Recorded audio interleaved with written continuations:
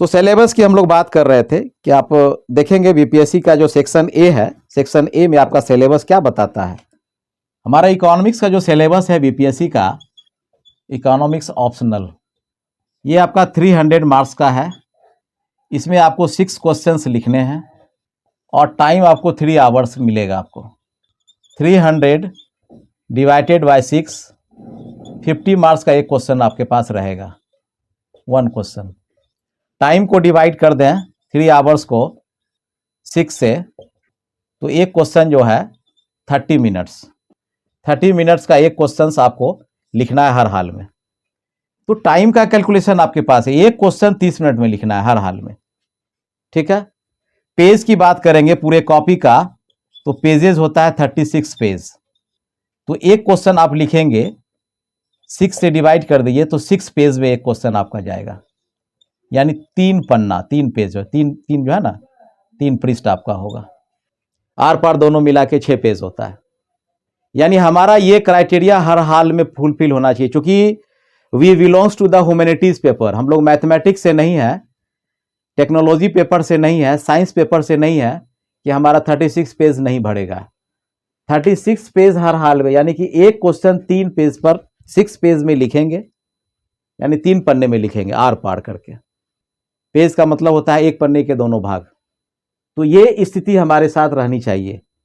और ये हम with the help of more practicing, हम एक क्वेश्चन को 30 मिनट्स के बिफोर लिखेंगे, नॉट 30 मिनट्स। अगर 400 मीटर की रेस को जीतना है और हमारे पास 10 मिनट का समय है, तो हम अपनी कैपेसिटी और कैलिबर को 8 मिनट्स का बनाएंगे। 8 मिनट में 400 मीटर रेस। क्योंकि अगर 10 मिनट की आप बना के चलेंगे तो ऑब्वियसली आपको 12 मिनट 13 मिनट लग जाएगा। उसी तरह से अगर 30 मिनट की कैपेसिटी हम बना के चलेंगे तो क्वेश्चन लिखने में हमको किसी में 35 मिनट लगेगा, किसी में 40 मिनट लगेगा, किसी में 32 मिनट लगेगा। आप सोच लीजिए कि अंतिम जो क्वेश्चन आपका छठा क्वेश्चन बचेगा, उसके लिए आपके पास 20 मिनट का समय बचेगा। तो 5 क्वेश्चन आपने फुल लेंथ में लिखा और छठा क्वेश्चन आपने हाफ लेंथ में लिखा, तो ऐसे ही रेस से बाहर हो गए आप। बीपीएससी आपको सेलेक्ट नहीं करेगी, क्योंकि जो 6/6 लिखा होगा उसको लेगी। आपको क्यों लेगी? वो नहीं लेगी आपको वो। तो हम लोग इसको जो है 30 मिनट के जो एक सवाल हमको लिखने के लिए हमारा समय बीपीएससी ने हमको दिया है, उसको हम घटाकर 28 मिनट करेंगे। 28 मिनट हर हाल में, 28 मिनट में एक क्वेश्चन लिखने की अपनी कैपेसिटी बना लेंगे। और ये आ जाता है, अगर बार बार आप टेस्ट लिखेंगे, घर में लिखेंगे, 28 मिनट, 25 मिनट, 26 मिनट में आपका एक फुल लेंथ का क्वेश्चन लिखा जाएगा आपका। लास्ट जो 2 मिनट हमारा बचेगा, एक क्वेश्चन में 2 मिनट बचाएंगे, तो 12 मिनट हमको लास्ट में बचता है। वो 12 मिनट हम रिवीजन करेंगे। हम हर क्वेश्चन को एक बार फिर से कॉपी को हम देखेंगे कि हमारा जो है कहाँ छूटा है, कौन सा डायग्राम हमारा मिसिंग कर रहा है, कौन सा कंटेंट, कोर बातें हमारी छूट गई है, as per demand of the question हम लिख पाए हैं कि नहीं, कंक्लूजन तो हमारा नहीं छूट गया है, क्रिटिसिज्म तो हम नहीं छोड़ दिए हैं। तो ये सब बातें आपको आएगी। और लास्ट में हर क्वेश्चन के नीचे आप 2-4 लाइन छोड़ देते हैं, छोड़ेंगे ही, इसलिए कोई भी बात आएगी तो वहां पर आप ऐड कर सकते हैं, जोड़ सकते हैं, पॉइंट बना के लिख सकते हैं। तो this is the smart writing. ये स्मार्ट राइटिंग है, तो आपको हर हाल में वो बना लेना है। ये आपको आ जाएगा, 100% आप में आ जाएगा, ये क्वालिटी डेवलप हो जाएगी और आपको टेस्ट सीरीज में भाग लेने से हो जाएगा और आपके घर में लिखने से हो जाएगा। इसके लिए कोई फियर नहीं होना है।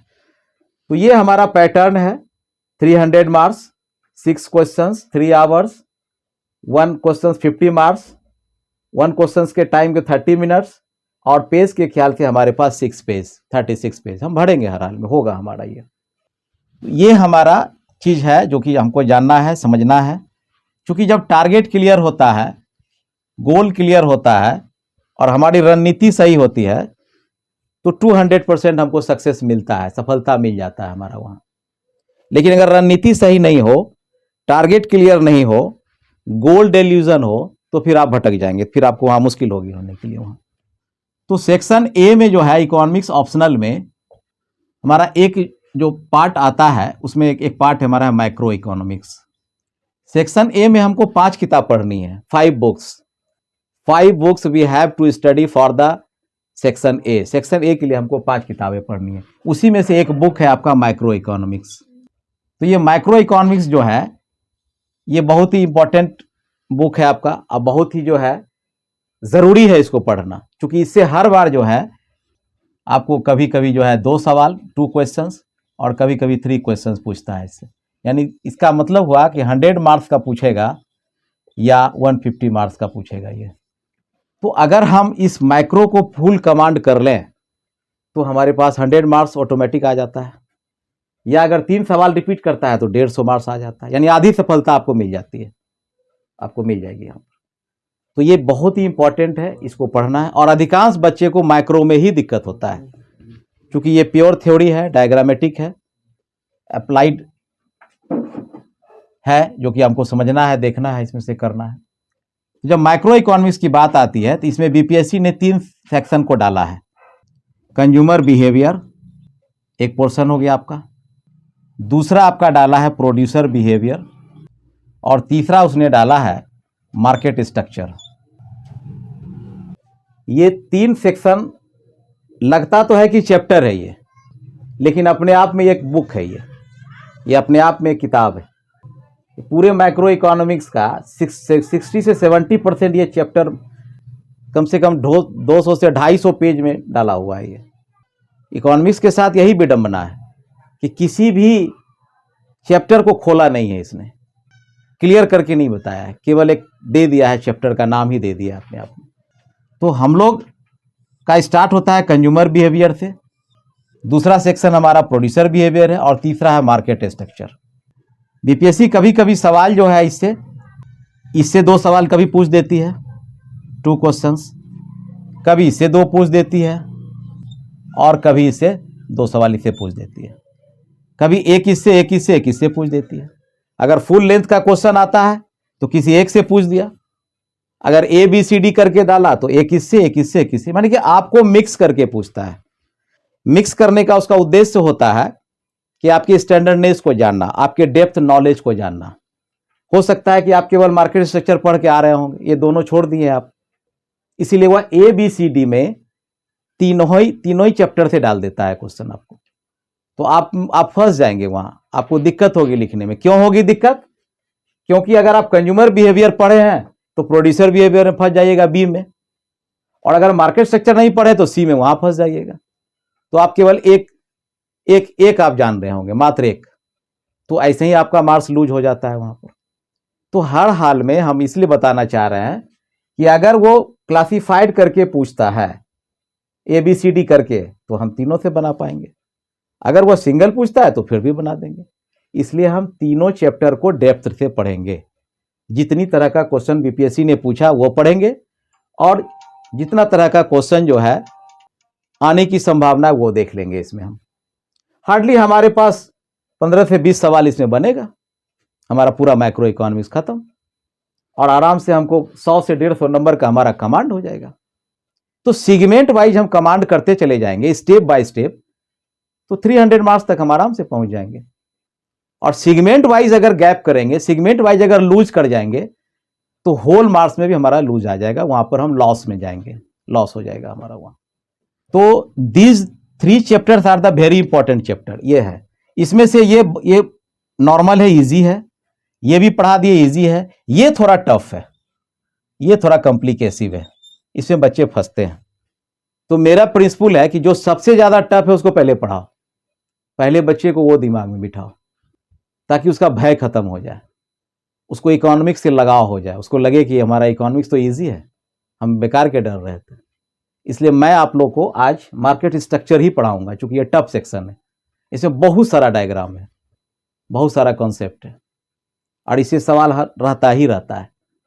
पहले मार्केट स्ट्रक्चर पढ़ाऊंगा, उसके बाद जो है नेक्स्ट सेशन में कंज्यूमर बिहेवियर पढ़ाऊंगा, और लास्ट में प्रोड्यूसर बिहेवियर पढ़ा दूंगा आपको, ठीक है ना, क्योंकि इस दोनों से ज्यादा सवाल रहता है और इससे थोड़ा कम सवाल रहता है। तो ये दोनों पढ़ा देंगे तो 100 नंबर आपको पक्का है, आपका 100 नंबर के आप आराम से लिख देंगे, लिखा जाएगा वहां। तो अभी इसका डिटेल बताना उचित नहीं है, केवल मार्केट स्ट्रक्चर को लेकर चलते हैं, क्योंकि इस सब में डिटेल कई सवाल बनते थे। जब भी हम सेगमेंट वाइज चलेंगे तो उसका डिटेल उस दिन आपको बता देंगे, कितना तरह का सवाल किसमें बनेगा। तो आज मार्केट स्ट्रक्चर पे हम लोग आते हैं। आपको पढ़ाई की रणनीति मैंने बता दिया, कितना लेबर करना है, कितना मेहनत करना है वो बता दिया, आपको कितना पढ़ना है, कितना लिखना है, किस तरह लिखना है, क्या लेंथ होगा, वो क्लियर कर दिया, सिलेबस क्लियर कर दिया। अब हम लोग टॉपिक पे आते हैं। देखिए मार्केट एक जो है, हम लोग माइक्रो की बात कर रहे हैं, तो माइक्रो का जब भी माइक्रो की बात दिमाग में आवे तो उसका जो हमारा व्यष्टि अर्थशास्त्र है वह इंडिविजुअल के बारे में अध्ययन करता है, एक व्यक्ति के बारे में अध्ययन करता है, एक प्रोड्यूसर के बारे में अध्ययन करता है, एक मार्केट स्ट्रक्चर के बारे में अध्ययन करता है। और जैसे ही मैक्रो की बात करते हैं तो एग्रीगेट का अध्ययन करता है, होल कंट्री के बारे में अध्ययन करता है, बेसिक प्रॉब्लम के बारे में अध्ययन करता है। तो हम लोग यहां पर हमेशा एक यूनिट मान के चलेंगे, एक यूनिट, एक इकाई मान के चलेंगे, और उसी यूनिट इकाई के आधार पर हम उस थ्योरी तक पहुंचेंगे, उस सिद्धांत तक पहुंचेंगे कि वो सिद्धांत क्या कहता है। कई प्रसिद्ध अर्थशास्त्री क्या कथन करते हैं, उनका क्या कंक्लूजन है, क्या थॉट है, वो क्या बताते हैं इस संबंध में, क्या उसने एनालाइजिंग किया है, ये सब इसमें हम लोग माइक्रो इकोनॉमिक्स में हम लोग देखते हैं। तो सिंपल टॉपिक है मार्केट। आप जानते हैं, आपकी बोलचाल की भाषा में मार्केट आप जाते हैं, मार्केट में सामान परचेज करते हैं, मार्केट घूमते हैं। तो अर्थशास्त्र की भाषा में वह मार्केट नहीं है, उस मार्केट की बात हम लोग अर्थशास्त्र में नहीं करते हैं, इकोनॉमिक्स में नहीं करते हैं। तो चूंकि जैसे ही मार्केट की बात हमारे पास आती है तो मार्केट का जो कंपोनेंट्स है वह क्या है, किस कंपोनेंट से मार्केट का फॉर्मेशन, हम बहुत डीप नहीं जाएंगे इसमें, हम केवल आपको एक हल्का सा एट ए ग्लांस लेके निकलेंगे, क्योंकि हमको क्वेश्चन पे पहुंचना है जो बीपीएससी पूछती है। तो जब भी मार्केट की बात हमारे पास आता है तो मार्केट के जो कंपोनेंट्स हैं, जो स्ट्रक्चर है, उस पर क्या आता है, एक प्लेस होनी चाहिए, गुड्स होनी चाहिए, वस्तु होनी चाहिए बेचने के लिए, सेलर्स होनी चाहिए और बायर्स होनी चाहिए। ये चार कंपोनेंट्स एक मार्केट को फॉर्मेट करता है, ये हम लोग जानते हैं अच्छी तरह से। प्लेस यानी कि कोई भी वस्तु की खरीद और बिक्री होगी, सेलिंग एंड परचेजिंग होगा, तो कहां होगा, एक प्लेस होगा, चाहे वो विलेज प्लेस हो, टाउन प्लेस हो, स्टेट प्लेस हो या इंटरनेशनल प्लेस हो, प्लेस तो होगा ही। तो place is the first component. और उस प्लेस पे क्या बिकेगा, गुड्स बिकेगा, वस्तुएं बिकेगी या सर्विस बिकेगी, सेवाएं बिकेगी, सेवाएं बिकती भी है, वह भी बिकती है। सेलर्स होंगे उसमें, यानी विक्रेता बेचेंगे, वो इस गुड्स को बेचेंगे वो। और बायर्स होगा। ये दोनों के बीच एक रिलेशन होगा प्राइस का, मूल्य का, यानी एक स्थान होगा, वस्तु होगा, उस वस्तु का लेन देन सेलर और बायर्स के बीच होगा, और उस दोनों के बीच के रिलेशन को कोरिलेट करेंगे प्राइस, मूल्य, यानी इसी मूल्य के लिए दोनों के बीच जो है आपस में बार्गेनिंग होगा, मूल्य तय होगा। तो ये सारा ऑपरेशन, सारा इकोनॉमिक एक्टिविटी जहां होगा that is called the market, वही मार्केट कहलाएगा। इकोनॉमिक्स में पूछता है कि बाजार क्या है, what is the definition of market, बाजार क्या है। तो that place where the goods sells and the purchase with the help of price, that is called the market place कहलाएगा हमारा। तो ये पूछेगा नहीं बीपीएससी आपसे, केवल आपको नॉलेज के लिए बता दी जाती है कि मार्केट्स क्या है। जब तक ये कंपोनेंट्स नहीं होगा, अब इस दोनों के बीच जो सेलर्स और बायर्स के बीच प्राइस के लेके जो हिजलिंग होता है, जो जिसको बार्गेनिंग बोलते हैं, आपस में बात बनती है कि आप 10 में दो, हम 8 में लेंगे, फिर वो कहता है नहीं 9 में दो, आप कहते हैं नहीं 9 में लेंगे। तो इस तरह से एक मिडिल पॉइंट आता है, एक बीच की पॉइंट आती है। सेलर्स अपने प्राइस को डिक्रीज करता है, अब बायर्स अपने डिमांड प्राइस को वो बढ़ाता है धीरे धीरे, और अल्टीमेटली वो एक ऐसे पॉइंट पर आता है जहां पर दोनों का निगोशिएशन, बार्गेनिंग इक्वल हो जाता है, और प्राइस, वस्तु का, गुड्स का प्राइस तय हो जाता है और बायर्स उसको परचेज कर लेता है। तो इस दोनों के बीच जो रिलेशन बनता है ड्यू टू प्राइस, और प्राइस के लेकर जो परिस्थितियां बनती है, उसी परिस्थिति के आधार पर एक कंपटीशन वर्ड का जन्म होता है, प्रतियोगिता, कंपटीशन, प्रतियोगिता आती है दोनों के बीच। तो चूंकि ये कंपटीशन कंपोनेंट नहीं है, ये चूंकि इनविजिबल फैक्टर है, ये दिखता नहीं है मार्केट में, लेकिन होता है ये पूरे बाजार में। अब कंपटीशन किसके किसके बीच होता है, वो सेलर्स के बीच भी होता है, seller to seller, buyers to buyers भी होता है, और सेलर्स टू बायर्स भी होता है, मतलब हर एंगल से चलता है वो। अब इसी कंपटीशन की बात जब आती है तो हम लोग मार्केट में, या इकोनॉमिस्ट ने मार्केट में कंपटीशन को डिफाइन किया है, उसने उस कंपटीशन को बताया है, और उस कंपटीशन को बताने के आधार पर ही मार्केट का स्ट्रक्चर बना है, संरचना हुई है उसी कंपटीशन के आधार पर। और भी कई तरह के मार्केट्स बने हैं, नेशनल मार्केट है, इंटरनेशनल मार्केट है, लोकल मार्केट है, शॉर्ट टर्म मार्केट है, लॉन्ग टर्म मार्केट है। बस वो पढ़ना नहीं है हमको जो कंपटीशन मार्केट पढ़नी है वो बीपीएससी के सिलेबस में है, वहां आपको ले जा रहे हैं, वहां से पहुंचा रहे हैं आपको, वहां पर पढ़ना है। तो with the help of competition के आधार पर हम देखते हैं कि मार्केट्स का रूप क्या लेता है। तो जैसे ही कंपटीशन की बात आती है तो परफेक्ट कंपटीशन आ जाता है, परफेक्ट कंपटीशन मार्केट। दूसरा बात आती है इम्परफेक्ट कंपटीशन मार्केट। हिंदी में इसको बोलते हैं पूर्ण प्रतियोगिता बाजार और इसको बोलते हैं अपूर्ण प्रतियोगिता बाजार। अब हमारे सामने दो प्रश्न आ गया कि भाई ये पूर्ण प्रतियोगिता क्या है, अपूर्ण प्रतियोगिता क्या है, इसको समझना है हमको। परफेक्ट का मतलब होता है पूर्ण, कंपटीशन का मतलब प्रतियोगिता, मार्केट का मतलब बाजार। अर्थात क्या चीज परफेक्ट है यहां पर। तो अभी हम लोग देख रहे थे ये जो कंपटीशन है, ये परफेक्ट कंपटीशन है, ये क्या है, सेलर्स एंड बायर्स के बीच है, सेलर्स प्लस बायर्स, क्रेता और विक्रेता के बीच कंपटीशन है यहां पर। किस चीज के लिए, गुड्स के लिए। किस चीज के लिए, प्राइस के लिए, मूल्य के लिए। और इम्परफेक्ट कंपटीशन है क्योंकि यहां पर कोई कंपटीशन नहीं है। इस परिस्थिति से रिवर्स है, ये जस्ट उल्टा है। परफेक्ट कंपटीशन शर्त के आधार पर चलता है, कंडीशन होता है, यहां इसमें कंडीशन होता है, कुछ ना कुछ कंडीशन आता है जो इकोनॉमिस्ट अर्थशास्त्री ने बना दिया है कि what types of condition to follow the perfect competition, क्या करेगा इसको, और इसमें इम्परफेक्ट में क्या कंडीशन होगा। तो with view to the competition, the market has been divided into two parts. First of all, the perfect competition, thereafter imperfect competition. अर्थात यहां पर इसमें सेलर्स और बायर एक नियम से बंधा हुआ है, एक एजम्पशन से बंधा हुआ है, और यहां पर सेलर्स बायर कोई नियम से बंधा हुआ नहीं है, वो फ्री है। फ्री किस पॉइंट के व्यू से है, कुछ भी मूल्य ले सकता है, वह कितना भी वस्तु बेच सकता है, वह मार्केट में कैसी भी वस्तु बेच सकता है वह। यानी कि 3 पॉइंट ऑफ व्यू है, प्राइस कुछ भी ले सकता है, वस्तु किसी प्रकार का बेच सकता है, और वस्तु जितना चाहे उतना बेच सकता है। लेकिन यहां क्या होगा, यहां कंपटीशन होगा, यहां प्राइस भी कांस्टेंट रहेगी, स्थिर रहेगा, वस्तु का प्रकार भी स्थिर रहेगा, होमोजेनस रहेगा, और क्वांटिटी भी फिक्स रहेगा। यहां जस्ट रिवर्स होगा। तो यही है परफेक्ट कंपटीशन इम्परफेक्ट कंपटीशन में डिफरेंस है। अभी इसको डिटेल बताएंगे आपको पूरा, इसका केवल एक आपको व्यू बता दिया जा रहा है कि है क्या, किस चीज का नाम है, क्यों है ये। तो परफेक्ट कंपटीशन इम्परफेक्ट कंपटीशन आ गया हमारे पास। अब इसी इम्परफेक्ट कंपटीशन में भी मार्केट का 4 भाग हो जाता है, इसको जानना है हम लोगों को। From the point of the sellers, numbers of the sellers, the imperfect competition market divided into the 4 parts. 4 part से बढ़ जाती है ये बाजार। नीचे तक दिख रहा है आप लोग को ना, हाँ ठीक है, ओके ओके, थैंक यू, ठीक है। अब देखिए ये इम्परफेक्ट कंपटीशन 4 भाग में क्यों बटा, तो आइए पहले देखिए यहां पर हो गया मोनोपोली मार्केट। दूसरा आपका आ जाता है यहां पर मोनोपोलिस्टिक कंपटीशन मार्केट। ये हो गया एकाधिकार बाजार, इसको बोलते हैं एकाधिकार हिंदी में। ये हो गया एकाधिकारात्मक बाजार, एकाधिकारात्मक बाजार। और इसके बाद एक और आता है डिओपोली मार्केट, द्विअधिकार मार्केट। और चौथा होता है ओलिगोपोली, ओलिगोपोली मार्केट, अल्पाधिकार बाजार। लिखते जाएंगे आप लोग, बोर्ड चूंकि भर रहा है, मिटाएंगे फिर इसको। तो these are the 4 kinds of the market.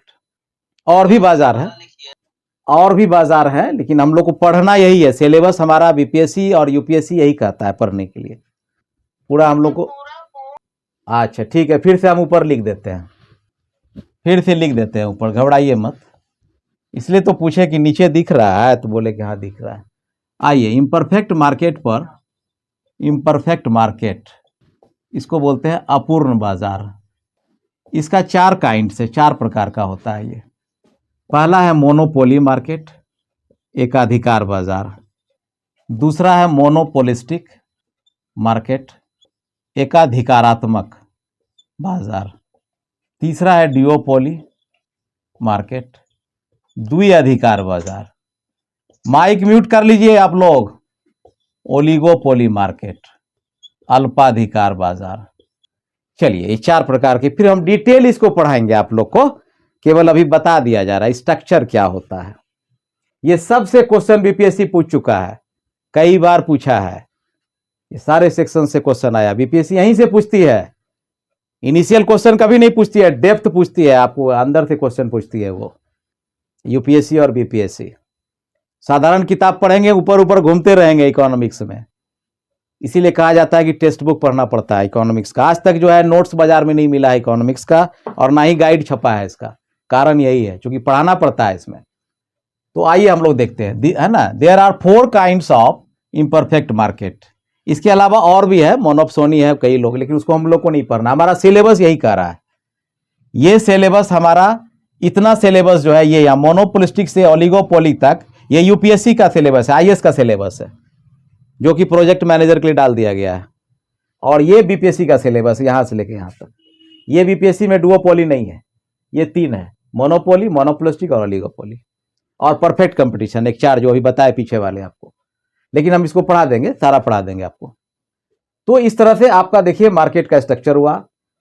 ये बीपीएससी मोनोपोली से कम 5-6 बार पूछ चुकी है, ये मोनोपोलिस्टिक से 2 बार पूछी है, ओलिगोपोली से कई बार पूछा गया है, और डुओपोली तो नहीं पूछा है बीपीएससी कभी भी। लेकिन इस बार चूंकि प्रोजेक्ट मैनेजर के सिलेबस में डाला गया है, और प्रोजेक्ट मैनेजर का सिलेबस हूबहू आईएएस का सिलेबस है, यूपीएससी जो दिल्ली में एग्जाम कंडक्ट होती है उसका सिलेबस है हूबहू, इसलिए उसमें वो इस बार डुओपोली से पूछता है वो। इसलिए जो भी प्रोजेक्ट मैनेजर के स्टूडेंट होंगे, तैयारी कर रहे होंगे, यूपीएससी सिलेबस फॉलो करेंगे, यूपीएससी का क्वेश्चन बैंक लेंगे। हम चूंकि पढ़ा ही रहे हैं, हम यूपीएससी क्वेश्चन बैंक से भी आपको पढ़ा रहे हैं, और बीपीएससी क्वेश्चन बैंक दोनों से आपको बता रहे हैं, दिक्कत नहीं होगी।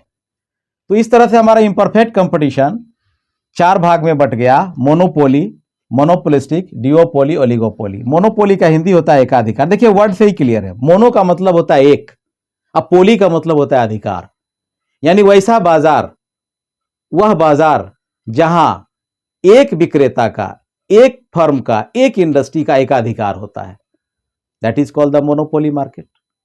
यानी एक ही सेलर होगा, एक ही प्रोड्यूसर होगा, एक ही इंडस्ट्री होगी, that is the monopoly market, वह मोनोपोली मार्केट कहलाता है। अब जैसे भारतीय रेलवे, रेल का कोई विकल्प नहीं, कोई सब्स्टिट्यूट नहीं है, तो कहेंगे कि रेल पर मोनोपोली किसका है? भारत के रेल का है। अब जियो कंपनी का है, जियो केवल एक बना रही, कोई दूसरा जियो का नहीं है, तो रिलायंस की कंपनी का, उसका जो है एक मोनोपोलिस्टिक एकाधिकार है उसका वो। तो सेलर के पॉइंट ऑफ व्यू से मोनोपोली मार्केट की रचना होती है। इसमें हम लोग आगे जाकर पढ़ेंगे, इसमें 2-3 पॉइंट पढ़ेंगे जो कि हमारा बेटर होगा। इसमें हम पढ़ेंगे इक्विलिब्रियम, और दूसरा पढ़ेंगे प्राइस डिटर्मिनेशन। ये 2 फैक्टर हम लोग पढ़ेंगे, ये सब में पढ़ेंगे, ये चीज सब में पढ़ेंगे हम लोग, सब में। तो बेसिक यही है हमारा, पढ़ना हमको यही है कि किसी भी मोनोपोली मार्केट में एक उत्पादक, एक प्रोड्यूसर, एक सेलर संतुलन कब प्राप्त करता है, इक्विलिब्रियम कब आता है उसको, या वस्तु का मूल्य कब निर्धारित करता है, कितना निर्धारित करता है, कैसे निर्धारित करता है। ये क्वेश्चन बीपीएससी बार बार पूछती है यहां से। उसी तरह से मोनोपोलिस्टिक मार्केट में इक्विलिब्रियम कब होगा, प्राइस डिटर्मिनेशन कब होगा। उसी तरह डुओपोली में इक्विलिब्रियम कब होगा, प्राइस डिटर्मिनेशन होगा। और ओलिगोपोली में भी हम लोग इक्विलिब्रियम पढ़ेंगे और प्राइस डिटर्मिनेशन पढ़ेंगे, और इसमें कई और फैक्टर हैं जो कि और पढ़ेंगे हम लोग इसमें। तो हम लोग जो बात करेंगे इक्विलिब्रियम की बात करेंगे। इक्विलिब्रियम का मतलब होता है संतुलन, और प्राइस डिटर्मिनेशन का मतलब होता है मूल्य का निर्धारण, मूल्य निर्धारण। बस हमारा मार्केट खत्म। ये आपको ओवरव्यू हुआ एक मार्केट का, कितना क्वेश्चन बनेगा, क्या पढ़ना है, कितना पढ़ना है, क्या क्या पढ़ना है। इसमें भी हम लोग वही पढ़ेंगे, इक्विलिब्रियम पढ़ेंगे प्लस प्राइस डिटर्मिनेशन पढ़ेंगे। डुओपोली में भी हम लोग वही पढ़ेंगे, शॉर्ट में लिख रहा है equilibrium plus price determination PD. और यहां हम लोग इक्विलिब्रियम पढ़ेंगे प्लस प्राइस डिटर्मिनेशन पढ़ेंगे, किंग डिमांड पढ़ेंगे। यहां पर हमने आपको सिंपल वे में बताया कि what is monopoly market, where there is a single seller, या such types of market where there is a single seller of a commodity. He sells own goods in the market at own price without any competition, बिना कोई competition का, एक विक्रेता अपनी वस्तु को अपने मूल्य पर बेचता है, कोई कंपटीशन नहीं, कोई बार्गेनिंग नहीं, तो that circumstances will be called the monopoly market. वह मोनोपोली मार्केट कहलाएगा। अब क्या उभर के आता है, परिभाषा से सारा चीज निकल के आ जाता है कि प्राइस फिक्स होगा, मोनोपोली का मार्केट, उसका अपना अपना प्राइस होगा, कमोडिटी उसका अपना होगा, कोई कंपटीशन देने वाला नहीं होगा। अर्थात मोनोपोली में, म्यूट कर लीजिए, म्यूट कीजिए, म्यूट करके लिखिए, हो गया आप लोग का, म्यूट कर लीजिए। Oligopoly market, equilibrium plus price, यही सेम चीज लिखा हुआ है, equilibrium, price determination and king demand. इसमें और भी कार्टेल भी पढ़ना है, कार्टेल भी पढ़ाऊंगा मैं इसमें, कार्टेल पढ़ना है इसमें, लिखना है तो लिख लीजिए बगल में, कार्टेल पढ़ना है, प्राइस लीडरशिप पढ़ना है, इसमें बहुत सारा पढ़ना है, ये बहुत जंबो चैप्टर है ओलिगोपोली, प्राइस लीडरशिप, ये सब बीपीएससी पूछ चुका है, आपको कई बार पूछा गया है, बहुत इंपॉर्टेंट सेक्शन है ओलिगोपोली, बहुत इंपॉर्टेंट सेक्शन है, बहुत कॉम्प्लिकेसिव है, इसको पढ़ना है पूरा बढ़िया से, घबराइए नहीं, सब फिर पढ़ाएंगे तो डिटेल लिखा ही देंगे आपको, सोचना नहीं है वहां पर। हाँ आ रहे हैं। अब आइए देखिए, monopolistic market. What is monopolistic market? Monopolistic market में दो वर्ड जुड़ा हुआ है, मोनोपोलिस्टिक मार्केट। अब मोनो का मतलब हुआ एकाधिकार, अब पॉलिस्टिक का मतलब होता है कंपटीशन, यानी वैसा बाजार जहां पर विक्रेताओं के बीच में कंपटीशन हो, यानी कि दोनों फैक्टर हो, कंपटीशन भी हो और मोनोपोली का भी गुण हो, तो वैसे बाजार को हम मोनोपोलिस्टिक मार्केट कहते हैं। जैसे कि एक्चुअल में मोनोपोलिस्टिक मार्केट ही हम लोग देखते हैं, हम लोग के पास जो बाजार है अभी वह मोनोपोलिस्टिक मार्केट का ही बाजार है, ये रियलिटी मार्केट है, यही बाजार है। कई जगह पर देखिएगा किसी चीज में मोनोपोलिस्टिक कंपटीशन है, कई जगह परफेक्ट कंपटीशन है, कई जगह कंपटीशन चल रहा है, तो दोनों का मिक्स रूप है हमारे पास मार्केट का। तो इस मोनोपोलिस्टिक बाजार में, यानी एकाधिकारात्मक बाजार, यानी कि एक मोनोपोली का भी गुण होगा और परफेक्ट कंपटीशन का भी गुण होगा इसमें, तो that is called the monopolistic market. इसका भी हम लोग इक्विलिब्रियम पढ़ेंगे, संतुलन और मूल्य निर्धारण। चलिए आगे आते हैं, डुओपोली आइए देखिए, यानी वैसा बाजार जहां दो विक्रेता हो, that market which consist that two sellers, only two. यहां पर क्या था, वन सेलर था, यहां टू सेलर्स है। अब जैसे मान लेते हैं कि स्टील प्लांट का मार्केट है पूरे भारत में, उसमें टिस्को और टेल्को ही है, दो ही आदमी है। अब मोबाइल का मार्केट है पूरे ऑल ओवर इंडिया में, तो जियो का है और अदर कंपनी का है, मतलब दो ही है पूरे बाजार को। तो जैसा बाजार, क्या वो किनका माइक ऑन है? सारे लोग म्यूट कीजिए, मैं लास्ट में सबका जवाब दूंगा, म्यूट कीजिए, नहीं तो फिर सेशन ऑफ हो जाएगा, हेडेक हो जाएगा आप लोग के लिए। तो duopoly market, such type of market where the two sellers consist, यानी टू सेलर्स कंसिस्ट और sells the own goods at own price, अपनी कीमत पर अपनी वस्तु को वह बाजार में दो सेलर बेचता है, that is called the duopoly market. इसमें भी हम लोग इक्विलिब्रियम पढ़ेंगे, प्राइस डिटरमिनेशन पढ़ेंगे, देखेंगे। ओलिगोपोली मार्केट, ओलिगो का मतलब होता है कुछ, थोड़ा, यानी वैसा बाजार जहां विक्रेताओं की संख्या थोड़ा हो, अर्थात दो से ज्यादा हो। इसको दोनों तरह से डिफाइन करेंगे। वैसा बाजार, सच type of market which has the more few sellers, कुछ विक्रेता हो वहां, यानी दो से कम नहीं हो, दो से ज्यादा हो। अब 10 हो, 20 हो, 5 हो, 8 हो, जो भी हो, देर नंबर नहीं दिया हुआ, बहुत सारा बुक में 10 दिया हुआ है, लेकिन दैट इज रॉन्ग, गलत है वो, क्योंकि जो स्टैंडर्ड बुक है कुर्सियानी साहब का, उसने नहीं लिखा, उसने कहा कि few sellers, few that means few, why we should compare to the 10 tailor, 2 to 10, 2 से 10 होनी चाहिए, नहीं है, ऐसा नहीं है। बहुत सारे हिंदी सुमन 10 लिख दिए हैं, वो सब नहीं पढ़ना है, उसको लिखना ही नहीं है। हम लिखेंगे केवल बाजार, वैसी बाजार की स्थिति, वैसा बाजार जिसमें कुछ विक्रेता हो, वह बाजार ओलिगोपोली मार्केट कहलाएगा। इस बाजार का क्लासिफिकेशन जो है आने वाले समय में आप देखेंगे, इसमें दो तरह से काम करता है। ओलिगोपोली मार्केट में क्या होता है भाई, ये एक तरह से मोनोपोली का ही रूप है, क्योंकि ये पावर, मोनोपोली पावर एक व्यक्ति के पास था, यहां कुछ व्यक्ति के पास आ गया, तो अब इससे अनुमान लगा सकते हैं कि मोनोपोली मार्केट, ओलिगोपोली मार्केट में क्या होगा, प्राइस हाई होगा, मैक्सिमम प्रॉफिट होगा, अपनी कमोडिटी होगी, उसकी कंपटीशन कम होगा, क्योंकि कुछ लोग हैं बेचने वाले। एक सेलर रहता है तो मजबूर है क्रेता, बायर्स मजबूर है उसी के पास जाके खरीदेगा सामान, चाहे वो जो प्राइस ले ले, जैसा वस्तु दे दे, कोई कंपटीशन नहीं, कोई बार्गेनिंग नहीं, कोई प्राइस के संबंध में कंपटीशन नहीं। उस तरह से यहां पर भी है। ये लोगों का जो है एक आपस में एक कार्टेल बना लेते हैं, सारे सेलर्स मिलकर एक कार्टेल बना लेते हैं, एक संघ बना लेते हैं, व्यापारिक संघ बना लेते हैं, और उस संघ के माध्यम से प्राइस को हाई रखते हैं, मूल्य को हाई रखते हैं, और वो प्राइस का डिटर्मिनेशन करते हैं वहां। फिर उसी फर्म में से एक लीडर बन जाता है ओलिगोपोलिस्ट मार्केट के, वह पूरे मार्केट के प्राइस को लीड करता है। तो ये सब हम लोग विस्तार से पढ़ेंगे ओलिगोपोली मार्केट में। इसमें हर स्टेज में डायग्राम है, 2-4 डायग्राम है, हर स्टेप में कॉन्सेप्ट है। तो आज के क्लास में आपको मैंने इम्परफेक्ट मार्केट का सारा प्रकार बता दिया। तो कुल मिलाकर हमको 5 बाजार का डिटेल्स पढ़ना है। पहला परफेक्ट कंपटीशन मार्केट, दूसरा मोनोपोली मार्केट, तीसरा मोनोपोलिस्टिक मार्केट, चौथा डुओपोली मार्केट, और पांचवा ओलिगोपोली मार्केट। बीपीएससी और यूपीएससी, यूपीएससी का सबसे फेवरेट ये एरिया है ओलिगोपोली। यूपीएससी बार बार यहां पूछता है सवाल, आप उठा के देख लीजिएगा। इस बार 2021 में भी पूछा है, 20 में भी पूछा है, 18 में पूछा, मतलब बार बार पूछता है ऐसे सवाल। आपका फेवरेट एरिया मोनोपोली है, बीपीएससी बार बार पूछता है ऐसे सवाल, कभी कभी इससे भी 1-2 बार पूछा है सवाल वो। इसको हम लोग देखेंगे, विस्तार से पढ़ेंगे इसको। तो इतना तरह का आपका बाजार हो गया। इसमें पढ़ना क्या है, कितना पढ़ना है, कैसे पढ़ना है, कौन कौन सी चीज पढ़ना है, क्लियर हो गया। आपका पूरा व्यू क्लियर हो गया होगा, पूरा ओवरव्यू मार्केट से संबंध में क्लियर हो गया होगा। क्योंकि एक बार जब आप एस्टिमेट कर लेते हैं किसी चीज को, तो उसकी दूरी तय करना आसान हो जाती है। इसलिए मैं अपने बच्चों को जो पढ़ाया है, जो 2 महीने से क्लास चल रही थी लगभग, उसमें मार्केट के पूरे स्ट्रक्चर को मैंने क्लियर कर दिया है उन लोगों को। और आज वे लोग इतनी बेस्ट पोजीशन में है कि मैंने यही सी मोनोपोली का लास्ट में टेस्ट लिया था। आज बच्चे बहुत अच्छे लिखे, इसी पर मैंने लिखाया, चूंकि ये बीपीएससी में इस बार आने वाला आपको आएगा।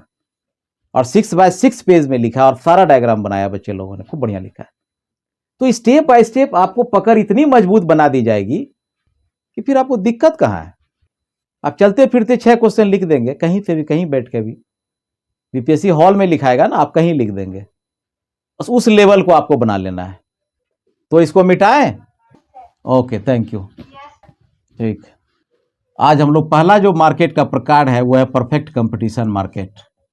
ये पूर्ण प्रतियोगिता बाजार है। मैंने डिफिनेशन में ही बताया था, तो डिफिनेशन से ही इनका जो है वो विशेषताएं जो है, जो फीचर्स है, वो निकल के बाहर आता है। इसकी विशेषताएं क्या क्या होगा इसमें, किस प्रकार के बाजार को आप परफेक्ट कंपटीशन मार्केट बोलेंगे आप। तो मार्केट से क्लियर हो गया आपका, सेलर्स होंगे, बायर्स होंगे, गुड्स होगा, प्राइस होगा, कंपटीशन होगा। तो इतना तरह का चीज आपको मार्केट में मिलेगा वहां। तो इसकी विशेषता सबसे पहले आएगी, पहला विशेषता जो आएगा, large number of sellers and buyers, यानी अधिक संख्या में क्रेता और विक्रेता होगा। बता ही दिए थे आपको, इसमें कोई संख्या लिमिट नहीं है, विक्रेता भी काफी होगा, क्रेता भी काफी होगा। तो पहला कंडीशन हो गया ये। दूसरा होगा होमोजेनस गुड्स होगा, यानी समरूप वस्तुएं होगी। अब देखिए वर्ड से ही क्लियर आ रहा है, समरूप, यानी जिसका रूप समान हो। यानी ये सेलर्स जो है परफेक्ट कंपटीशन मार्केट में, ये जो लार्ज नंबर ऑफ सेलर्स है, वह एक समान वस्तु को बेचेगा। अगर कोलगेट बिक रहा है तो कोलगेट ही है मार्केट में। अगर मोबाइल का मार्केट है तो केवल मोबाइल है, और मोबाइल भी सेम है।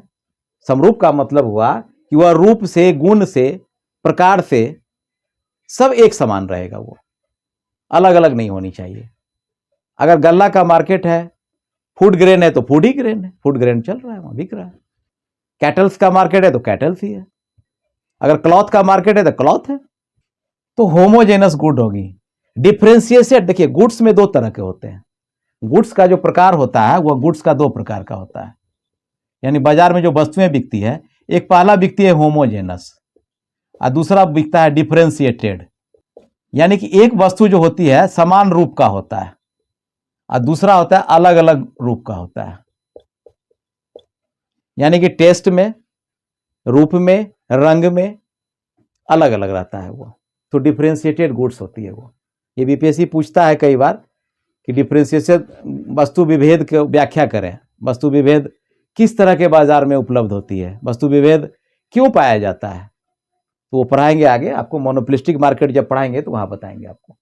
तो यहाँ पर परफेक्ट कंपटीशन में हमेशा होमोजेनस गुड्स ही रहेगा, एक समान वस्तुएं बेचेगा वहां। तीसरा फीचर्स आता है इसका, प्राइस इक्वल रहेगा, इक्वल या कांस्टेंट रहेगा, यानी समान मूल्य रहेगा, समान वस्तुएं रहेगी, समान मूल्य रहेगा। फर्म जो है वो प्राइस टेकर रहता है, यहाँ पर प्राइस टेकर, मूल्य ग्रहण करने वाला, फर्म प्राइस टेकर होता है। प्राइस लिखना है इसमें, प्राइस छूट गया है, प्राइस लिखिएगा, फर्म प्राइस टेकर, TAK या टेकर होता है। अब देखिए फर्म इंडस्ट्री, कुछ लोग नए होंगे वो समझ नहीं पा रहे होंगे फर्म क्या होता है, इंडस्ट्री क्या होता है। ये फर्म है ये, और जब कई फर्म मिल जाते हैं तो ये इंडस्ट्री का निर्माण हो जाता है, ये इंडस्ट्री है। अर्थात कार का बाजार है, मान लेते हैं कार मार्केट है, तो कार के मार्केट में जो है कोई स्टीयरिंग का निर्माण कर रहा है, कोई पेंटिंग का काम कर रहा है, कोई व्हील्स बना रहा है, there are so many firms. अब वो सारा फर्म्स मिलकर छोटी छोटी जो इकाई होती है, जो छोटी छोटी उत्पादन इकाई को फर्म बोलते हैं, और सारे फर्म मिलकर इंडस्ट्री का निर्माण करता है। तो वही है, ये छोटा छोटा जो इकाई है, दिस इज द फर्म, और ये पूरा जो होलसेल हुआ ये इंडस्ट्री कहलाता है। तो कहता है एक बाजार में जो फर्म होता है, अर्थात प्रोड्यूसर जो होता है, जो विक्रेता होता है, जो वस्तु को बेचता है, सेलर्स जो होता है, वो प्राइस टेकर होता है। प्राइस टेकर मतलब मूल्य को ग्रहण करता है, मार्केट मूल्य को ले लेता है वो। तो इसी में इसलिए कहते हैं कि firm in the perfect market, competition market, firm is the price taker. Firm price taker होता है, वो प्राइस को ग्रहण करता है, वो लेता है वहां पर। एग्जिट एंड एंट्री जो है फ्री रहता है, वो फ्री, मुफ्त में आना और जाना। एग्जिट एंड एंट्री फ्री, यानी कि फर्म का बाजार में प्रवेश जो है वह मुक्त रहता है, फर्म का प्रवेश मुक्त रहता है। ये कौन सा वर्ड है भाई? अब देखिए पूरा मार्केट है तो कई यूनिट लगा हुआ है, उसमें कई फर्म काम कर रहे हैं। अब किसी को अगर लॉस हो रहा है तो वो फर्म छोड़ के जा सकता है, और किसी को प्रॉफिट हो रहा है तो वो मार्केट में रह सकता है, वो इंडस्ट्री में रह सकता है। तो यहां पर कोई रेस्ट्रिक्शन नहीं होती है, कोई रुकावट नहीं होता है, कोई बाधा नहीं होता है कि आप इस बाजार में नहीं आ सकते हैं, आप इस बाजार को छोड़ के नहीं जा सकते, ऐसा नहीं होता है। जहां जिस मार्केट में परफेक्ट कंपटीशन मार्केट होता है वहां पर फर्म आराम से आ भी सकता है, नई प्लांट लगा सकता है, प्रोडक्शन कर सकता है, और देयर आफ्टर अगर उनको लॉस होती है तो वो मार्केट छोड़कर जा भी सकता है, एग्जिट भी कर सकता है। तो ये 5 जो है ये फीचर बेसिक है, और भी कई फीचर हैं बुक में, लेकिन हम 5 जो मेन चीज है वो उसको हम पकड़ के चलेंगे। पहला, large number of sellers buyers होगा। दूसरा, होमोजेनस गुड्स होंगी, समान वस्तुएं बेची जाएंगी। तीसरा, प्राइस इक्वल रहेगा, मूल्य समान रहेगा। चौथा, फर्म प्राइस टेकर होगा, जो फर्म होगा मार्केट में, जो प्रोड्यूसर होगा वह बाजार मूल्य पर चलेगा। 2 मूल्य होता है, market price, cost factor price. तो जो बाजार में मूल्य एक बार फिक्स हो जाता है, जो प्रचलित मूल्य मार्केट में होता है, that is called the market price. और जो कॉस्ट लगता है that is cost price. Land, labour, capital, entrepreneur के द्वारा जो फैक्टर कॉस्ट लगता है दैट इज कॉस्ट प्राइस। तीसरा, 5वां है एग्जिट एंड एंट्री फ्री रहेगा, वहां एक फर्म आराम से आ सकता है, जा सकता है, कोई रिस्ट्रिक्शन नहीं होगी। ये 5 बिंदु है जो परफेक्ट कंपटीशन मार्केट को एनालाइज करता है, बताता है, ये फीचर्स को बताता है, इसके डिफिनेशन को भी बताता है। ये हम लोग लिखेंगे, एजम्पशन विशेषता के रूप में लिख कर चलेंगे, और फिर हम आगे इसका परफेक्ट कंपटीशन मार्केट के बारे में पढ़ेंगे आगे।